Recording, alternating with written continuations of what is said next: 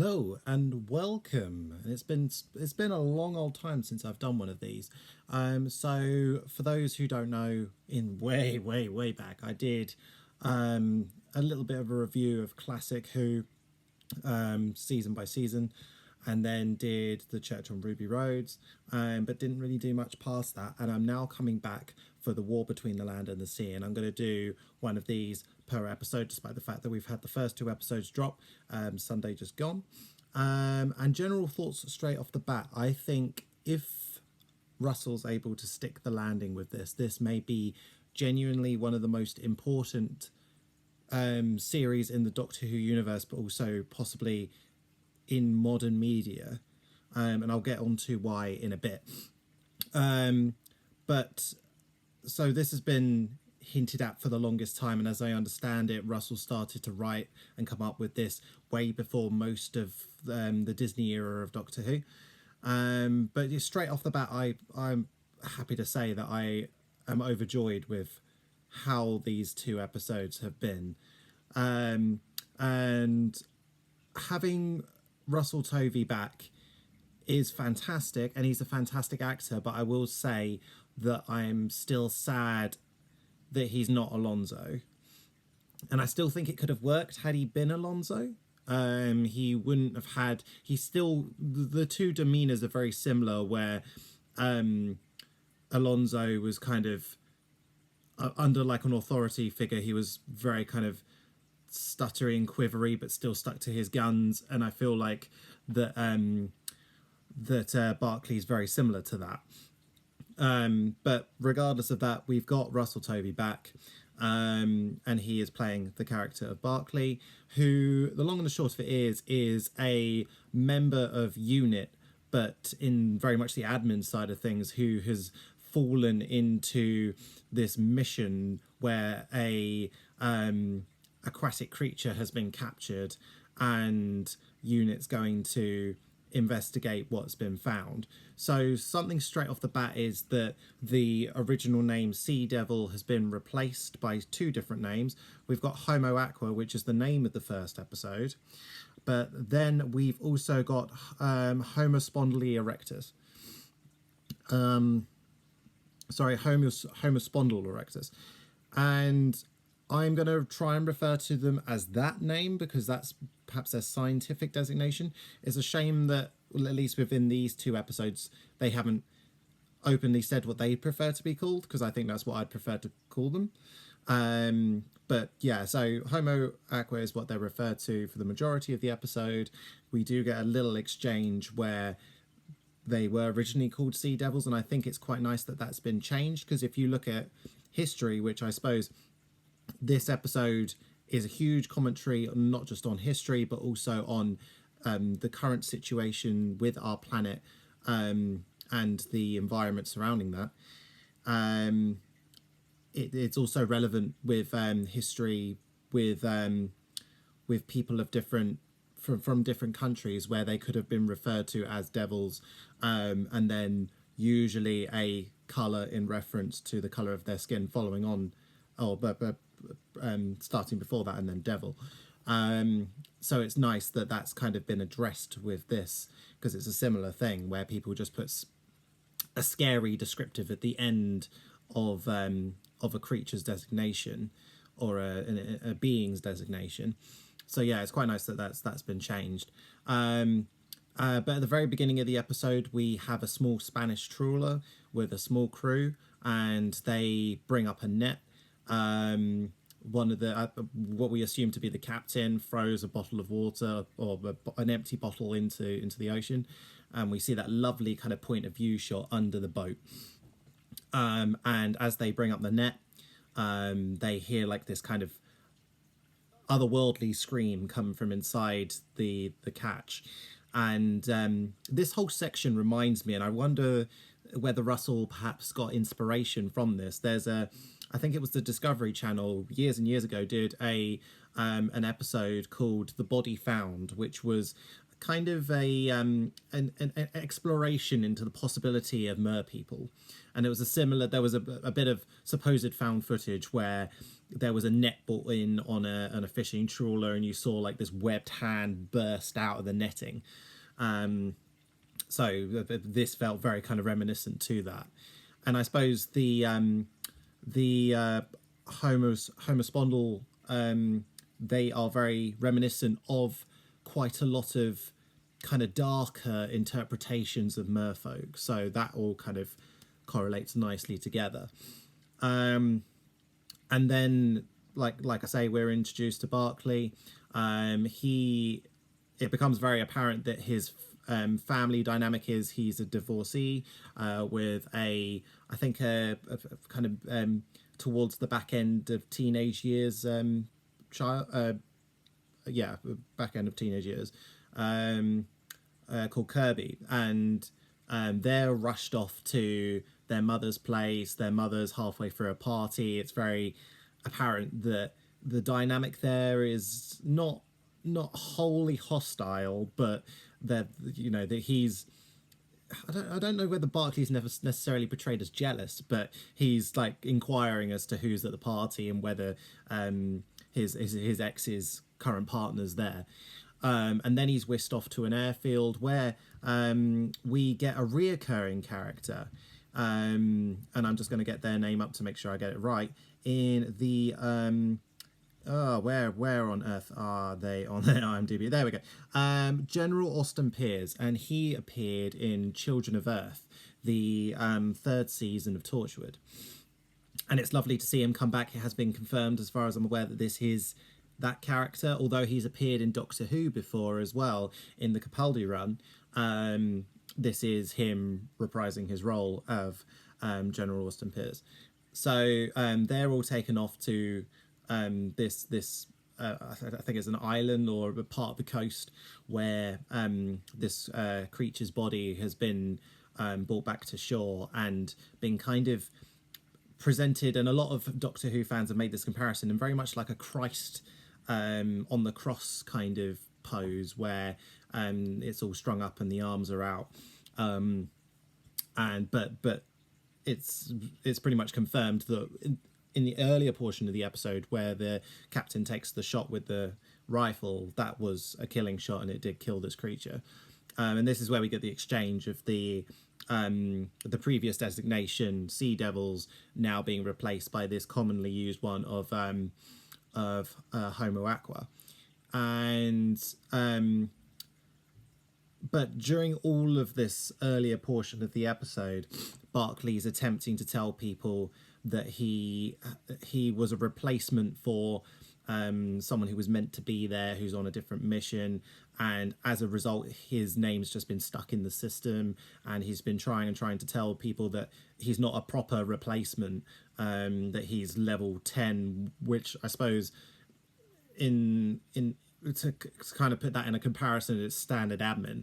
He's booking cabs and trucks and stuff for unit, and he probably shouldn't be on this mission to essentially make first possible contact with these creatures in order to try and establish a peaceful transition. But there's an exchange about the pearls and the necks, and that they're constantly tested whenever these creatures are found, which alludes to the fact that there have been other occasions when these creatures have been found, but there's no technology as such. Perhaps it's a form of rank, or it's placed in there at birth, and then that night, two crew members are essentially staffed to look to keep guard of the creature. And during that, I love to see that I'm pretty sure I'm getting this right, that one of them is quite Welsh, so it's nice again to see that link into where Doctor Who and any spin-offs kind of has its origin. It's always in Wales and Bad Wolf Studios and things like that. I think it has been pointed out, I don't know if it's been confirmed, but that scene where Barclay drops off his kid to his ex-wife, that road, as I understand it, is the same road from the Star Beast. Not confirmed as far as I can see, but I did, when I first saw it, I did make that connection myself. But whether or not that is the case, I kind of like it. I'm not upset about that. It's fun to see reused sets and things like that. And it's, you know, as much as you want the universe to be big and vast and unknown, it's sometimes nice to think that, oh, Barclay's ex lives on exactly the same road as, I suppose, Donna's and her family used to live. I don't know if they still live there after the Wrath Warriors blew their house apart. Um, so yeah, so they're just having a chat about how to survive a fall on stairs. Apparently you're meant to starfish, and obviously not many people are thinking what kind of shellfish should I be resembling the shape of during a stair would fall in order to survive. But water starts to kind of like seep up from the earth, and it's very reminiscent of the Hungry Earth from Matt Smith's era, where both of these soldiers or both of these members of unit get pulled down under the water that becomes quite deep, and then once they're down, another one of these creatures jumps out and essentially salvages the body of their fallen comrade. And everyone else is called in, and when they get in, the ground's hard again. Barclay finds like the top of a chair that he pulls out of the ground, and General Austin Pierce is on the radio to the two that have disappeared, and he kind of follows the sound of the radio because, of course, it's underground, and that's as far as they've gone. They've essentially been suffocated under the earth. There's quite harrowing scene where he's on the ground frantically kind of digging and finds the palm of one of the members of unit. And this is where Barclay kind of opens up about to the general about him not meaning not he shouldn't really be there, and I think the general takes this rather well. To be fair, I'm not saying that unit would shoot him necessarily on the spot, but I suppose in a moment he's like, oh, Barclay's seen way too much already. I can't really from unless I do shoot this man, we just have to kind of roll with it. And that's what they do. And he says something like, that I suspect is how history is made, one long series of mistakes, which I suppose is very, very true, and is quite a nice line. I often think about that as being quite a nice quote from the episode. So from that point on, they get another call that a life form's been spotted, so they all run to this little cove, and one of the creatures is partially submerged above the waves, and it's a fantastic. Some of the shots in this sequence are fantastic. There's one coming up in a little bit that's just it's poster worthy. It's so good, and they've put a rig together where they're intending to communicate, and this does remind me of an earlier segment where they're atop a cliff face. I think it's like during sunset, and they put together like this sonic boom device where they're intending to essentially say hello. Something also funny enough that the body found makes that brings awareness to is that a sonic weapon or a sonic bit of technology of that magnitude could absolutely make contact with a creature like this, but would be wholly devastating to any aquatic creature that uses sonar. So dolphins, whales, other porpoises, it would be like being hit by a brick wall.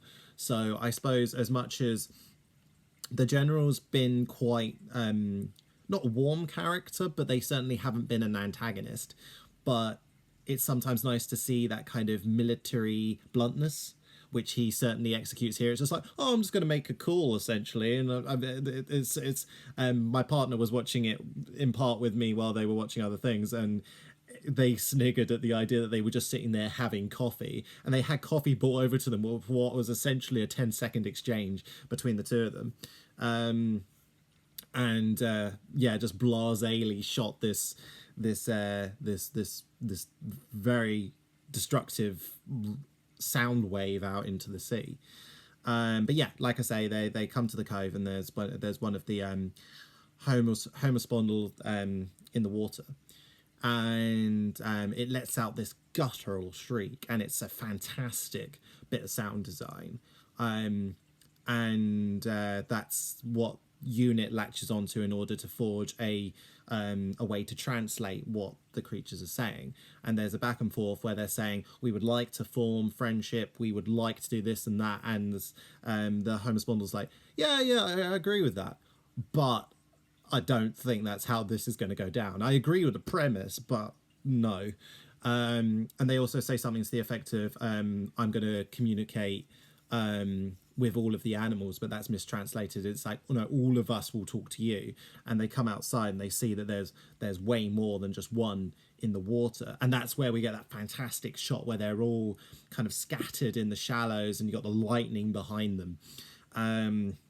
It's very, very eerie. And I think overall that's something, as someone who does love the sea, but also I feel like has a healthy respect for it, is something that I yearn for in popular media, is to kind of reset that fear and respect people should have for the sea. Not to the point where what happened with Jaws, where people were going out and killing sharks. That's not what I kind of want from this. But what I do hope for is where media will make people realize that when you step into the sea, you wouldn't just walk into a lion's den where you can't see the lion, but you're walking into the sea where we've explored more of the moon than we have of our own sea. And you have like big squids that come up during the night. There are huge creatures that can touch any point of water that is part of the ocean, waterways, whatever. And yet we just willingly walk into it. And a lot of the time, especially around the British Isles, you can't see past a couple of centimeters above the surface. Oh, sorry, below the surface. So we just willingly walk into that every single day. And just assume that it's safe. And I think that's something that I hope media starts to do, is to really kind of create that fear and respect that people should have for the sea. Especially just letting little ones just go into the sea. You know, you're essentially allowing them to go into a wild environment, and a lot of the time unattended. And it just seems to me, obviously it's been cemented into us by our parents and by authority figures. You know, they say, yeah, it's fine, it's safe, you got a lifeguard and stuff, great. But at the end of the day, if there is something in there, it could grab at you, even if it's just in like an investigatory way. It's just trying to feel you out or whatever. Which, side point, is what sharks are doing. Whenever there's a shark attack, it's never actually that. They're just biting because they don't have hands. They've got flippers or like pectoral fins, but they can't really grab with that. So all they're doing is using their mouth to investigate things. And that's what any creature could do. And yet we just wander into the mouth, essentially, which I find quite bizarre. But anyway, yeah, so there's this contact and more creatures come up, and then they all get this communication on their phone, like an emergency alert, and then we get the best, and as I understand it, the full score for this series has been released, and I believe I think it's around the world all at the same time or something to that effect. It's the best score from this, the best piece of music from this whole score. And we just get these snapshots around the world of these coral-like structures raising out of waterways and the oceans. We've got one coming out of the Thames. We've got one in America. We've got one, I think it's in Japan. And we get the return of Trinity Wells, which I think is fantastic. I did audibly cheer when she was back on screen, because it's wonderful to see her. Obviously, a long-standing legacy character from the RTDD1 era. And yeah, so everyone knows that these creatures are about. And we get... I may be jumping ahead here, but there's a lot that happens in the episode, and I'm not really running off any notes. But we do get an exchange with Barclay, Kirby, and his ex, where Kirby quite rightly points out the Homo Spondyle erectus designation for these creatures, and both Barclay and his ex kind of snigger at the word Homo. And I think, as much as I feel like we want to have moved past this, one, it's a good addressing of the fact that a lot of people of that generation still would snigger at the use of that word.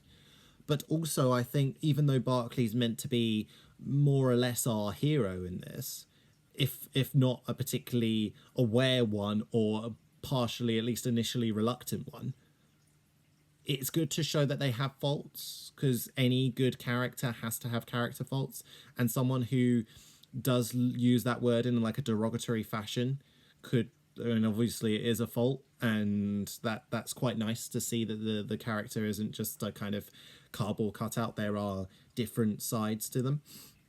And it we so there's a building called Imperial House, and Unit decides that they're going to essentially build a waterway that comes up from the Thames into this building. And we get Kate come back, which is lovely. We get a very different version of Unit, which a lot of Whovians have kind of pointed out. There's no the Vlinks anymore, which I suppose for a more serious version of Doctor Who or a story within the Whoniverse, it's probably better, because that's a kind of character that perhaps we wouldn't take as seriously. But it was weird. Even and I know Russell came up with this idea primarily before the introduction of the Vlinks and things like that, but it did feel like all of that was setting up to the Unit series, and it's weird to not see it. I mean, obviously we've got 3 episodes left, 4 if we're talking about doing the rundown, but 3 that haven't yet come out. So it's very possible the Vlinks could make an appearance, but I don't know whether it would have a place in a more serious production. And so there's a representative that's decided on who's going to communicate and do initial kind of peace talks with the Homo erectus. And once this kind of construction is finished, they try and fill it up with water. There's an initial pipe burst, and they're all running around trying to figure that out. But then eventually they are able to fill up the tank. And we get 4 known life forms. We get 2 of an unknown origin and a third of a third special designation, also unknown. So we get the 4, for want of a better designation, the Homo Aqua come through, like we saw in the earlier portion of the episode. And then we get these 2, and I had someone else compare them to this, and I thought it was quite a good comparison, kind of like bulldog like fish. The very kind of they look vicious, and they've got kind of like a like this is the muscle of the aquatic creatures presence in this boardroom. And I do like the design. I know it's all CG, and some people are sniggered at that, but I think it's lovely to show that there is some diversity within this, because I mean, if we the land obviously is pretty much dominated by humans. Humans are the dominant species of the land, but the sea has many dominant species.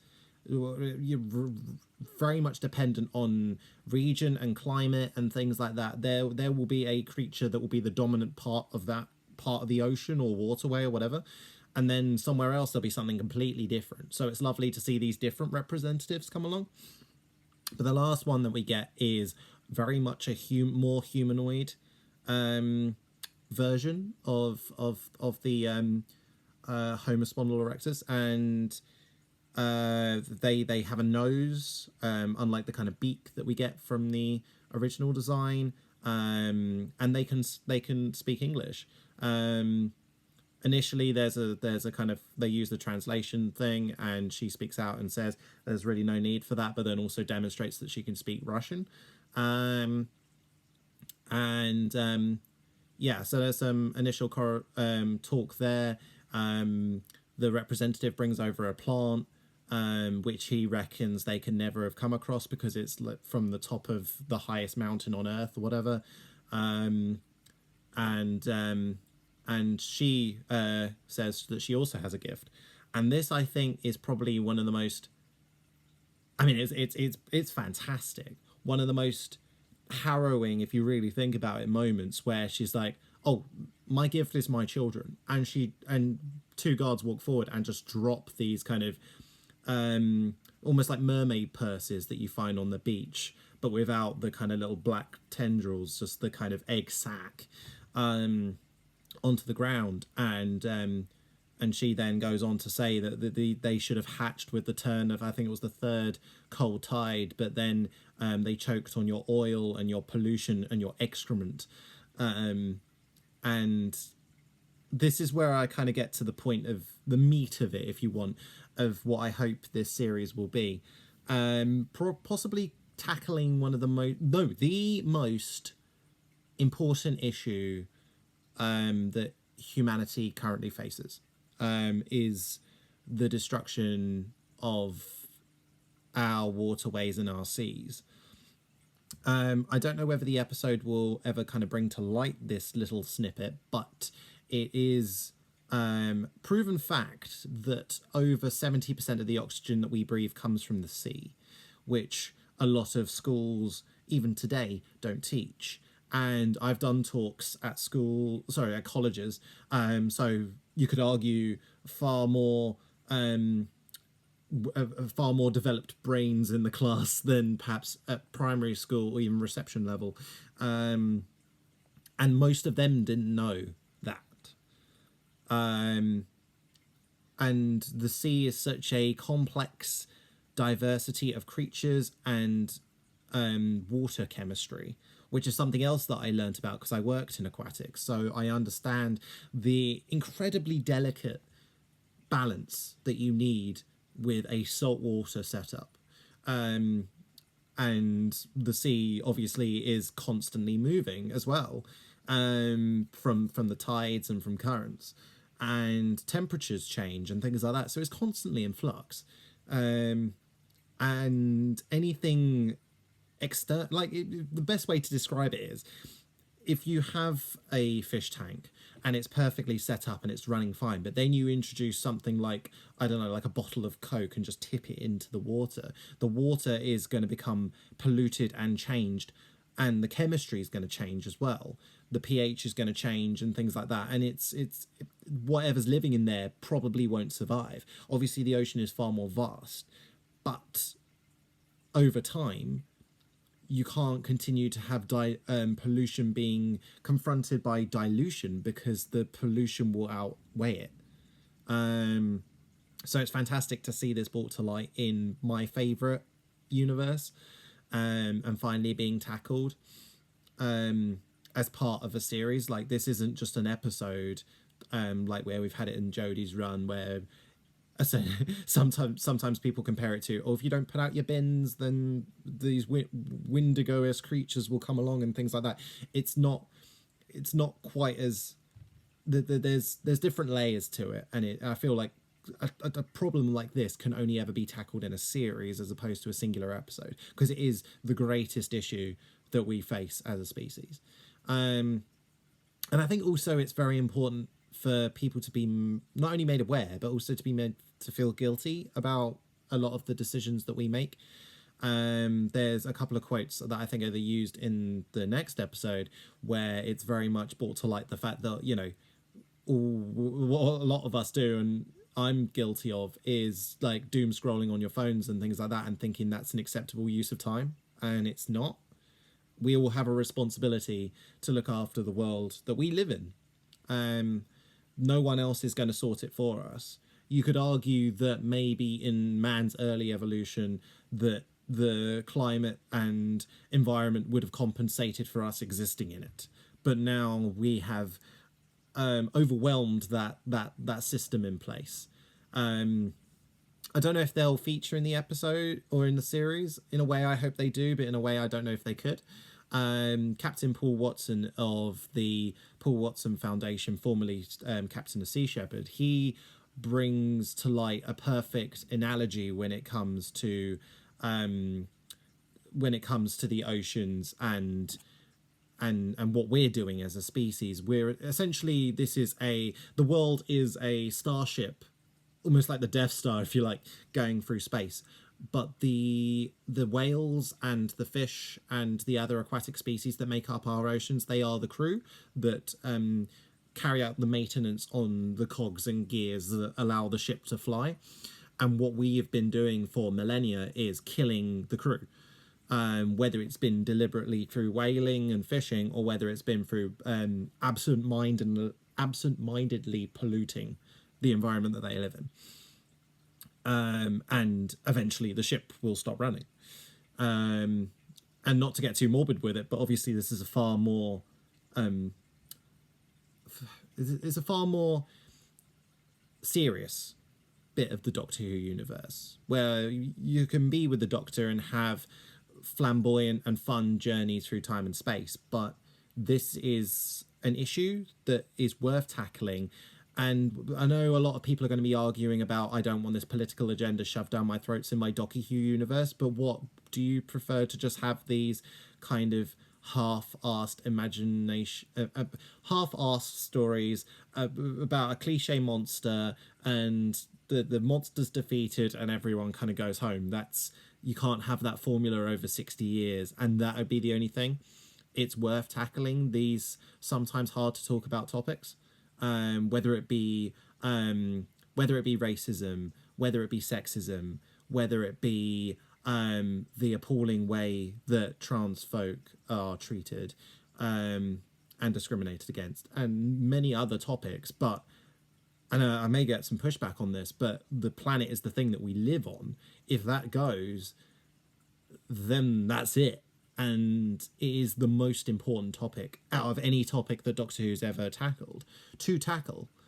So I think it's fantastic that we're finally getting to this point. I just really hope Russell sticks the landing with it, because it's so important to me and important to the whole world, regardless of whether you can take the time to kind of think about what your impact is on the world, and to kind of help others to see perhaps a better way of living. And I mean, I'm happy to say that for the longest time, I think it was 3 or 4 years, I did voluntary beach cleaning and things like that, and appeared in several community newsletters and things like that. But over the last year, with my health having taken a decline, I just haven't had the energy to be able to do it. But things like this could very much, and I know it seems insane to people, something like Doctor Who, you know, it's not the Discovery Channel, it's not David Attenborough, but a depiction like this can really kind of dramatize the issue and encourage people and motivate them to do better. And I hope that's what this series will do. If it continues on the trajectory that it is, then I reckon that's what's going to happen. But I'm so scared that it's going to flop at the last hurdle, because Russell has been known to not do finales well. But if this is where his focus has been, instead of the Ncuti era of Doctor Who, as much as I wanted Ncuti to succeed, and I think for the most part they did, but obviously the story suffered and the finale suffered greatly. But if this is where his focus has been, instead of that, then fair play. And I think that's a far better use of your creative time to get this series right, and to potentially inspire the next generation to do better than our forebears is hugely important. But I don't think there's much more to say other than Barclay is chosen as being the ambassador for Earth, essentially. And the reason for that is because he did the sign of the cross in front of the deceased creature in the earlier portion of the episode. And yeah, it's lovely to kind of have almost like the common man be at the forefront of the decision, perhaps not of the decision making, but of the voice to talk and kind of try and make peace with the seas, because they will come at it with a far more empathetic approach than any politician will, because they've been trained and conditioned in such a way where they won't say anything all that helpful, and it's always going to be a point of like, we'll do this, but here's the various other things that we want to talk about and things like that, and they don't often say, no, this is what we're going to do, I'm going to do it now. So yeah, hugely impressed. with these first 2 episodes. I will do one on the second episode, hopefully soon.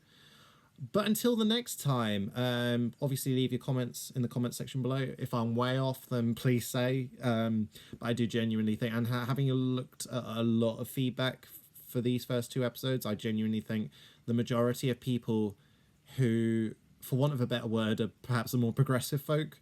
For those who aren't in that, then perhaps take a look at yourself and maybe make some changes. But the people out there who are progressing and just being nice, they seem to be enjoying it too, which is lovely. So yeah, until the next time, we're blasting off into time and space.